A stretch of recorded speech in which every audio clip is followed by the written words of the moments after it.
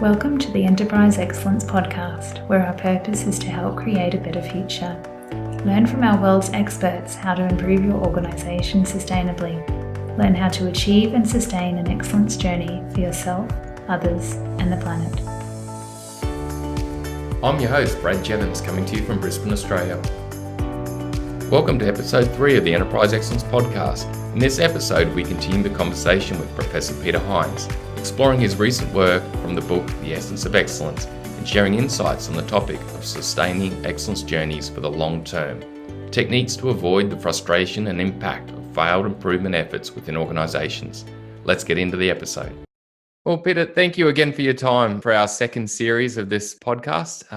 Today we're going to be focusing a lot more on enterprise excellence and a lot of the work you're currently doing. At the end of the last podcast, Peter, you spoke about a lot of the reflection you've been doing around the work you did with Toyota, around Peter Senge's work and the fifth discipline, and other insights that you've had that really led you to the work you're doing now, the book you wrote on the essence of excellence. Do you mind recapping on that, Peter? What were those really big insights and real key moments that made it all sort of come together for you? Well, I suppose there are a number of things that came together. I think one of the most important things in my career was spending 3 months working, researching with Toyota in Japan. That gave me some pretty deep insights into, what lean was about, and it wasn't just about tools and techniques. And as you know, probably till, the early 2000s, most people sort of were describing lean. I guess it was before the term enterprise excellence was really talked about.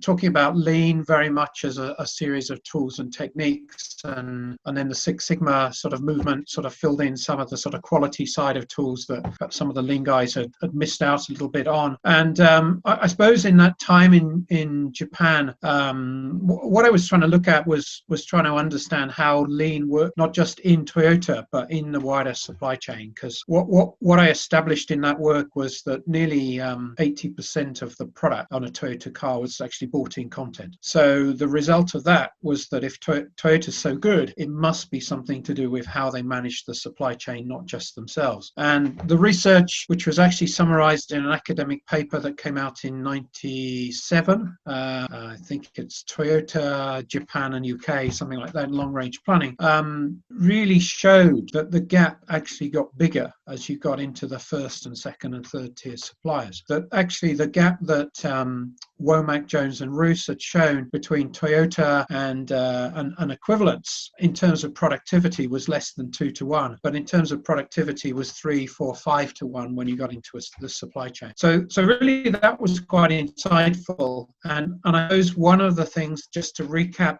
from last time, that I remember asking the Toyota guys, why is it that you're so good? And the answer was the rigorous and disciplined application of the Toyota production system. And really what I got to learn from that eventually, and it took some time, was that the rigorous and disciplined application of was probably more important than the Toyota production system. So hence it was about the leadership, the culture, the behaviour, that disciplined approach, all going in one direction. That was really key. And at the time, I also read the Peter Senge book, but probably didn't quite understand it well enough at the time. And he was really talking about soft systems. So in other words, looking at a whole system like strategy deployment or something like that. And actually, he was sort of seeing that as a learning system, and saying all of these systems should be learning systems. And probably at the time I didn't really quite realize that was what I was seeing in Toyota, that it was really a learning system that they'd approached and they developed.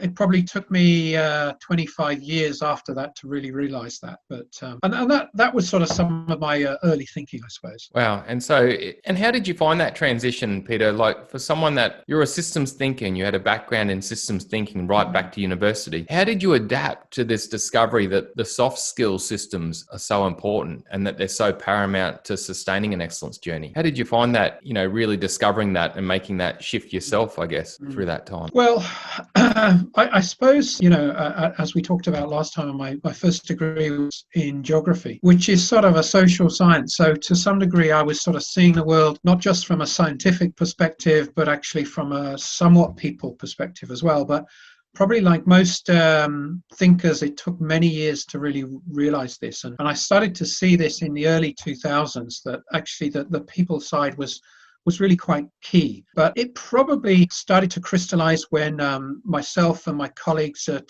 Cardiff University and SA Partners, we wrote the book Staying Lean. The Lean book was around Cogent Power, one company. We looked at 4 sites in particular in Europe and North America. And what we saw that they created some sort of sustainable system that as much of the effort was on leadership and behaviour and engaging people as it was on sort of processes and improvement boards and the usual sort of improvement sort of focus, etc. So I suppose I started to see it like that. I started to use the words like behaviour and engagement and leadership, as well as sort of strategy and the order fulfillment and the usual sort of lean areas. So I suppose that sort of mid 2000s was when I sort of started to think about this and start putting it together a bit. And Peter, I know you've become highly connected with the Shingo Institute and the Shingo Prize. How did that come about? Because of course, did that come about in line with that whole journey around the discovery of the soft skills and the people factor, or how did that eventuate? I think it was a sort of, we were on parallel paths for many years. I think my first contact with the Shingo Institute was probably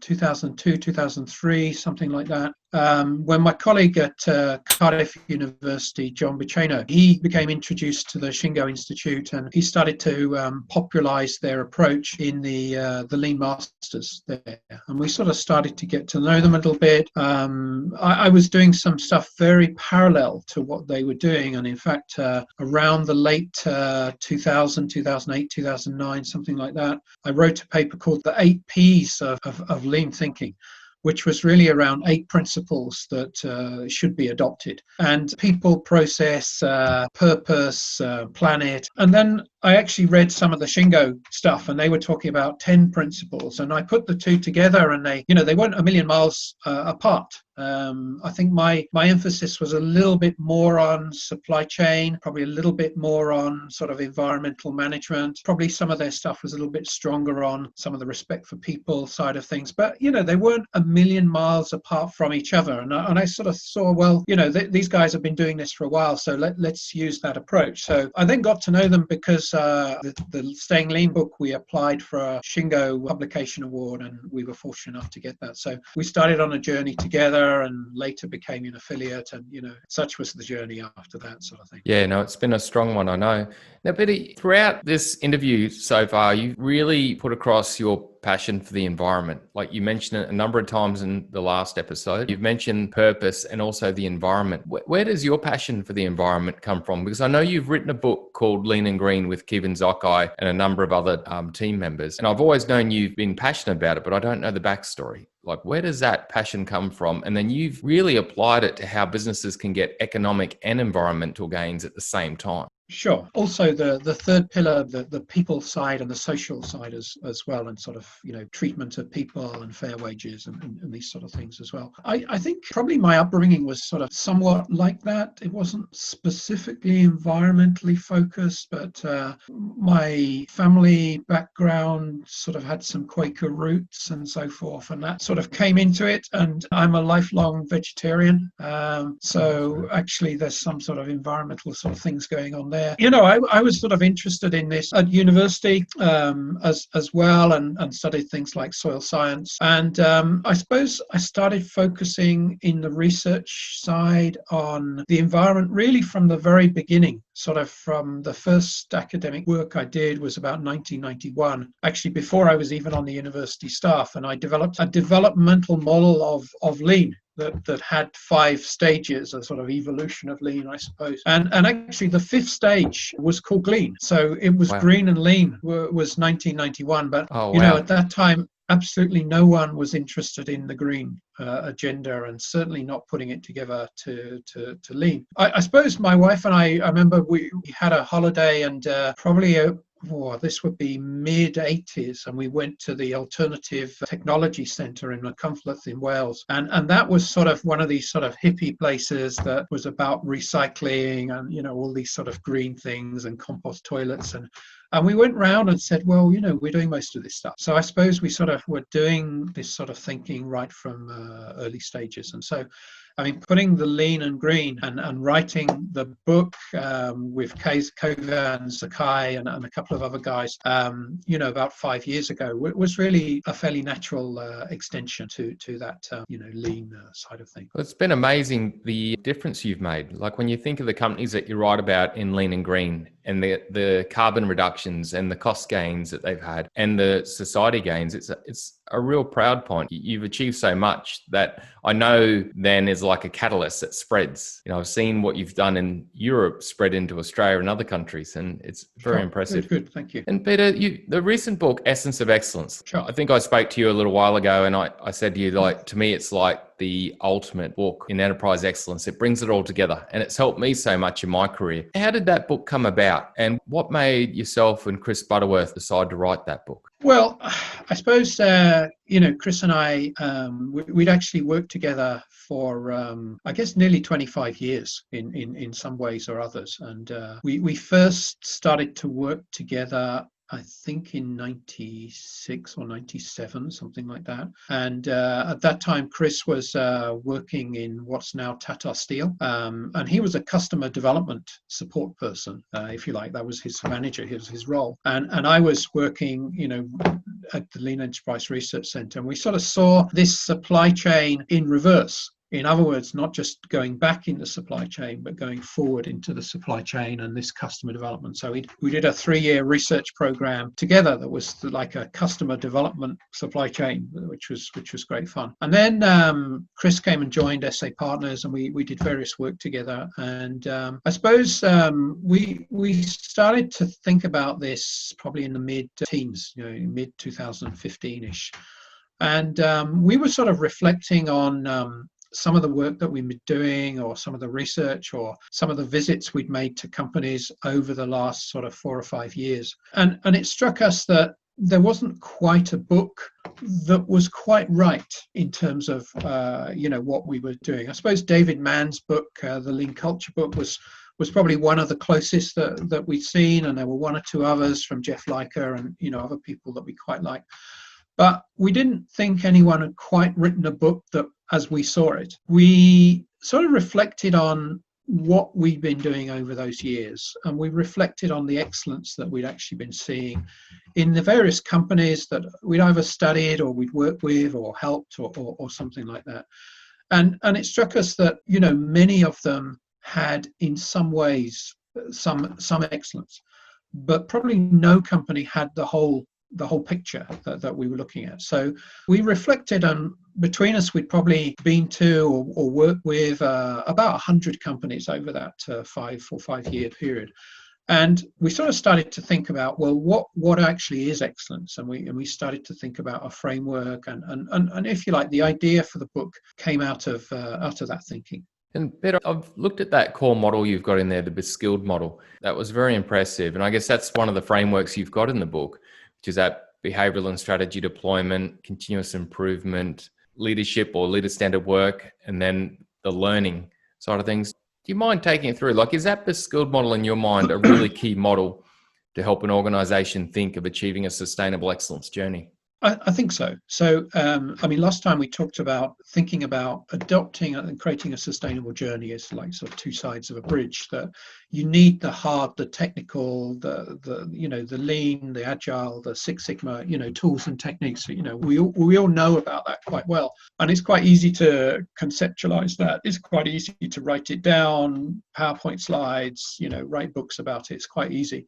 The other side of the bridge, this sort of people and culture, is a little bit more ethereal, and it's much more difficult to learn that. And the only way you learn that is sort of almost by osmosis, by talking to people, by being coached and this type of thing. And what we saw was that, from long history, you do need some systems and processes. And clearly, for many organizations, the core 3 processes that you need to manage is the fulfilling of orders, from order coming in to shipping the product, which obviously a lot of lean focuses on. The second process being the winning of new business. So the sort of sales and marketing, which obviously you'll be very familiar with that as a process. And the third process being the development of new products and new offerings, which obviously is another core process. Probably historically, we've done quite a lot of work on thinking of those processes, but what we found was if you just look at those processes without some of the underpinning systems in place, they don't sustain well. And hence the conceptualization of the BESCILLED was, if you looked at all these organizations, what were they really doing that actually made a sustainable system? And we were also quite influenced by the Shingo framework and the Shingo model. So if you take the BESCILLED model, you have to set it in the context of actually adopting principles and values into the organization. And hence the problem with that is, there probably isn't a multinational company on the planet that doesn't have a set of values. And they're probably all pretty much the same, integrity, teamwork, value for the customer, and it's all fantastic. The problem being for most organizations is that that's as far as it goes. It's a nice poster on the wall. And if you ask even senior executive, what are your values? They can usually reel off 2 or 3 quickly, but the other 2 or 3, probably they can't even remember what they are. So in other words, they're not making an impact. If you think about the values, what we're trying to do with values is create a positive culture, which is great. But culture is probably a sum of, if you take the work of Hoshin, for example, the artifacts, and also we very much think like the Shingo Institute around the behaviours. So the sum of behaviours is the culture in the organisation. So hence, the starting point is not just strategy formation and deployment, which obviously we have to do, Hoshin planning, etc., which gives us in best case the what do we need to do, hopefully also the why, which is sometimes missing, but it doesn't give us the how in terms of culture. So the starting point for most organizations is only the what, it's not the culture. So actually adding the behavioral and strategy deployment means that we start with values and principles, we turn them into behavior, we deploy them down into the organization. So that first element, if you like, the planning the organization is the what, the why, and the how in terms of the culture. So that's the starting point. So adding from traditional strategy deployment a little bit. The second bit, which is probably home turf for anyone with a sort of lean or agile or, Six Sigma or theory of constraints or whatever, is some sort of improvement activity. Now, whether we call it A3s or sprints or, whatever, or each of the methodologies has some sort of improvement. And, whether they're discontinuous or continuous or they're looking at end-to-end processes, that's probably a better known part. So the continuous improvement is the do, but the do not just on the technical, but actually on the behavioral side as well. So the improvement is as much focused on improving this side of the bridge, the cultural side, as it is about improving the technical side. So that's the do. And then what we found with many lean organizations, certainly that hadn't got to a high level of their journey or high level of maturity, is they were missing the check and act or the study and act. So we saw that leader standard work was actually the check or the study in the system. And probably the majority of organizations doing improvement programs have some sort of approaches in this area. So they might have tier meetings and so forth. And probably the Gemba walk is a particularly popular tool. The problem being that it's usually interpreted as a tool.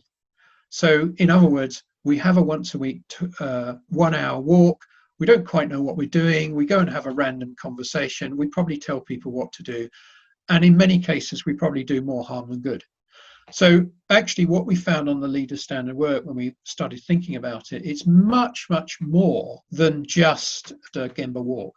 It's actually about the observation. It's about asking people what they need to do to become better, what help do they need, and if it's going well, giving them strong recognition and positive feedback, which obviously increases the level of engagement. And if it's not going well, trying to resist blaming people because it's not going well.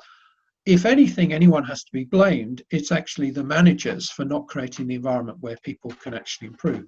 So hence, what we've done is if it's not going well, what have we learned and what do we need to learn further. So in other words, what we're doing there is creating a learning opportunity. So if you take the few organizations that think like that, like the Toyotas of the world, for example, the key role of the manager is actually checking whether or not we're running the organization to standard and we're actually achieving the gains and we're achieving what we need to do in terms of strategy. We're actually checking whether the right behavior is in place. And if it's not, we're then spending time developing coaching either through formal courses or actually mostly from on the job and ongoing coaching and development, which takes us into the last segment, which is the learning and development, which is very much linking in with what we were talking earlier about the Peter Senge, that actually we're working through systems, but ultimately it's about the learning and development. If you can increase the learning and development from sort of this rate to this rate for the individuals and teams, you're actually increasing the ability of the organization from this to this for the next cycle around. So hence the learning and development is absolutely key, but almost no one in the sort of improvement community sort of quite joined that together. And it's an HR thing. And hence it's pushed from the HR community as sort of standard off-the-shelf courses and so forth, which actually often don't land. So there's many organizations I've been into that have, great leadership development courses, and there's a whole agenda put on by the HR department, and people do it because they sort of have to tick the box on their career development, but they don't use those skills. So how do those skills relate to doing a Gemba walk? And people can't make those connections. So the connections are, what's my behavior on the leadership walk?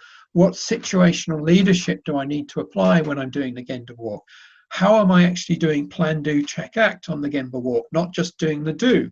So actually bringing it together as a whole system in terms of the technical and cultural and learning side of things. So hence that's the sort of BESCILLED model. And obviously going round the model, you could say it's an annual cycle or it's a quarterly cycle or it's a monthly cycle, but each of those four elements should also have plan, do, check inside of all of them. So hence we're not just creating those core operating systems, we're actually actively working on improving those systems over a period of time. So hence it's a sort of interlocking series of plan, do, check, act cycles is the way that we see the BESCILLED model. Peter, that was an amazing description of it. Thank you. I gained a lot myself from that run through. Now, Peter, you mentioned earlier that very few, if any company you've seen has really nailed the full quadrant right across the board of the BESCILLED model.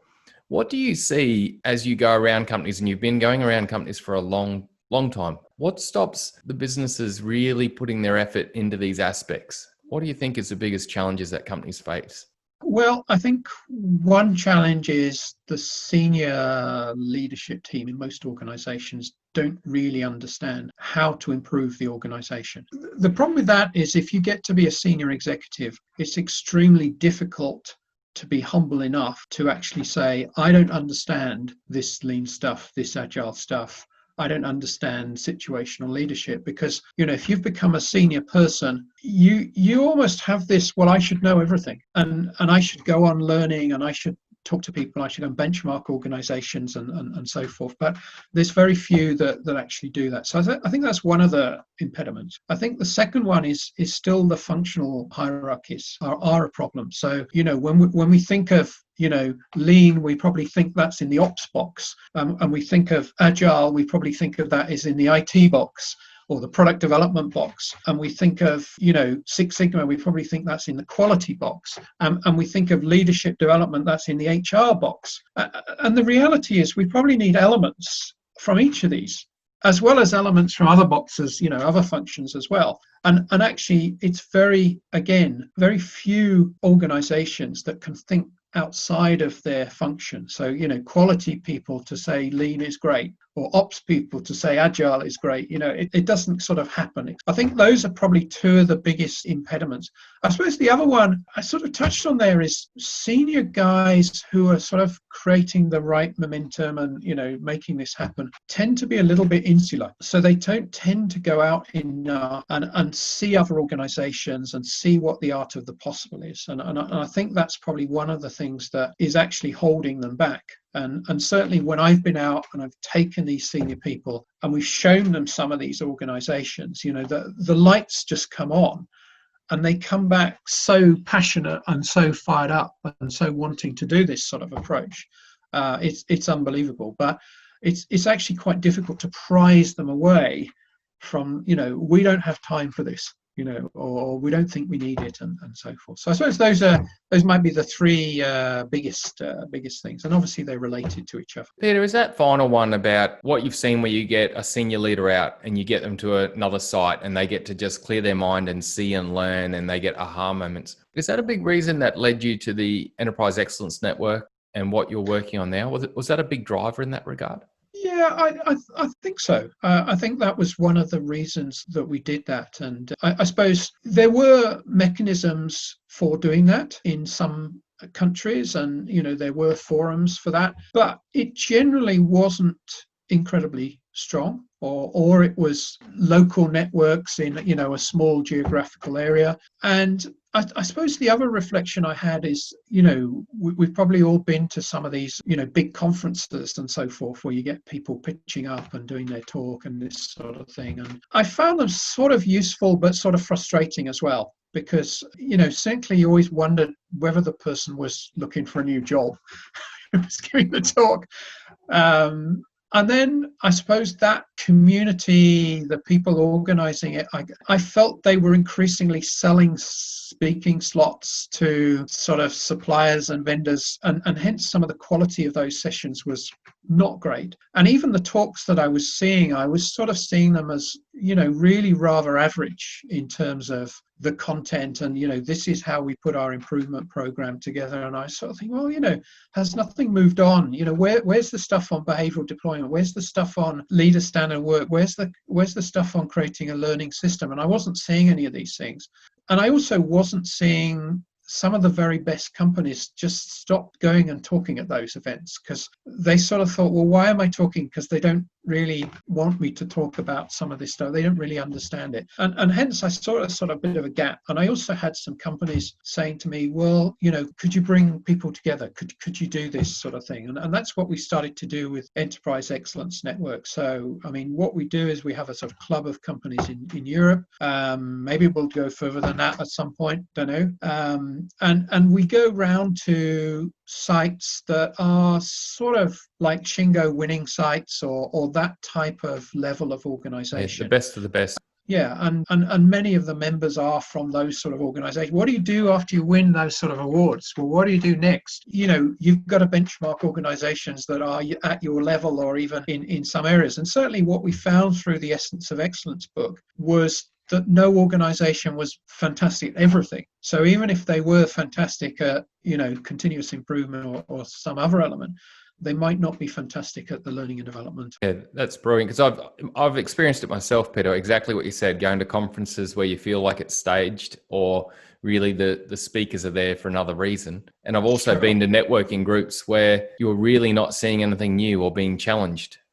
Sure. So it's a really good gap that you've created to be able to really help the best of the best get together and learn and grow. But, going forward, Peter, where's your sights now? Like, you've had such a purposeful, motivated career, environmental, driven for business improvement, driven to help society. Where's your focus now going forward? Like, if you look to the future, what's driving you now and what's your focus now? Well, I suppose I'm sort of going through a period of change and reflection. So it's probably a good question just now. I think one of the key things is I want to do more on joining this sort of bridge together. And obviously with Chris, we worked on the BESCILLED model together. And we're actually in the process of writing a new book, which is going slightly slower than it might with restrictions on visits and so forth over this period. But we're working with the Shingo Institute, and we are actually taking that topic of best of the best. There's a limit of how many people you can take to all of these really good companies. So what Chris and I are doing is, in collaboration, and we'll publish it through the Shingo Institute, is writing a book that is actually on some of those experiences. What's the best bits of Shingo winners? Which is probably like Essence of Excellence on steroids, because obviously We could only work with the companies that we'd work with, but we certainly hadn't been to all these Shingo winning organizations. So that's one area that we're working on. The other that I've been working on for probably 12 months or so is actually trying to understand a little bit more of the background of bringing the bridge together. So why is it that people on the other side of the bridge, the sort of HR community, don't really understand, Lean, Sigma, Agile, etc.? Why do they not understand that? And what are the opportunities for them in understanding that? So I have a research program which I'm doing with a company called ST Microelectronics, which is called Lean in HR and HR for Lean.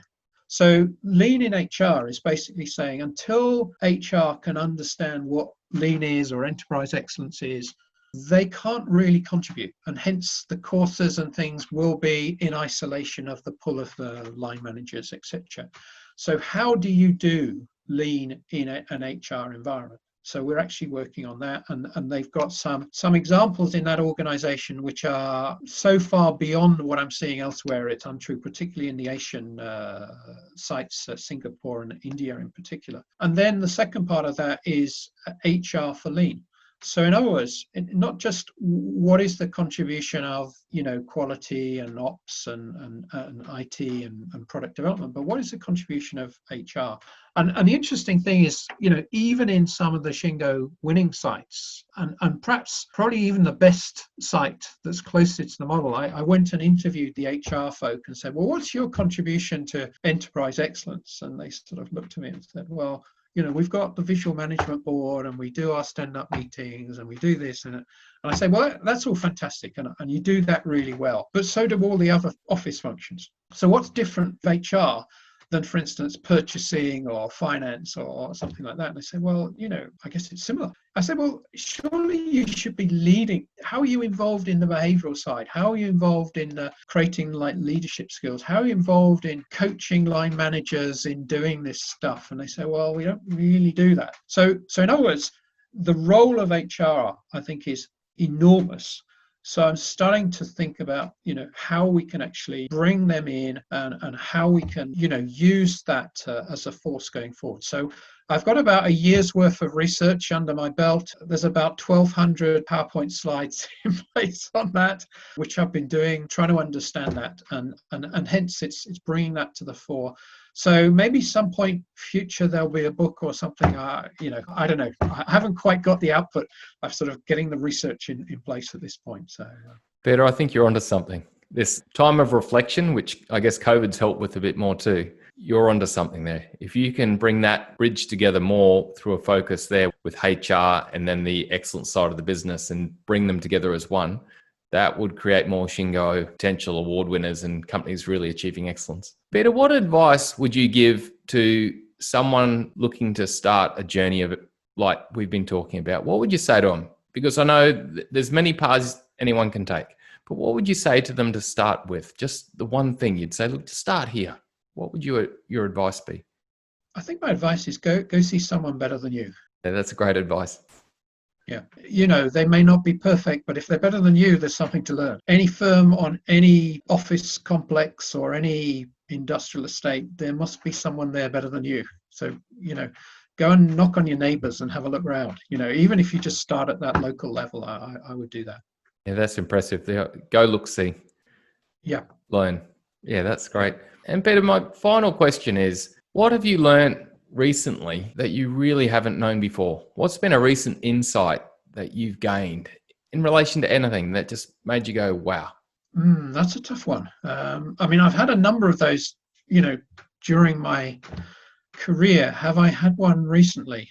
I don't think so. Not in the very recent past. But I think, the biggest aha, I suppose, over the time, which is probably not that recent, is that if you want to create enterprise excellence in the organization, there's probably two key people to do that.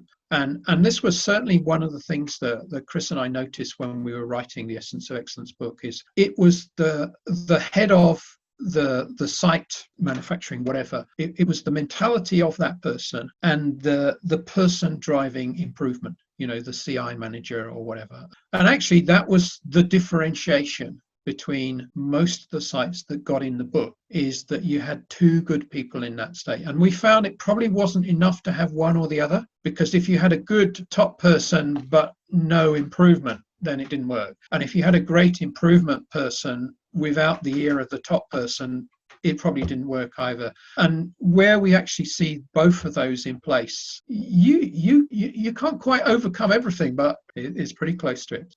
Well, Peter, it's been such an honour being able to learn about your backstory and history, and also learn from your knowledge and expertise. I really appreciate your time, and I'm sure everyone else listening to the podcast will too. Thank you, Peter. Okay, thank you. Okay.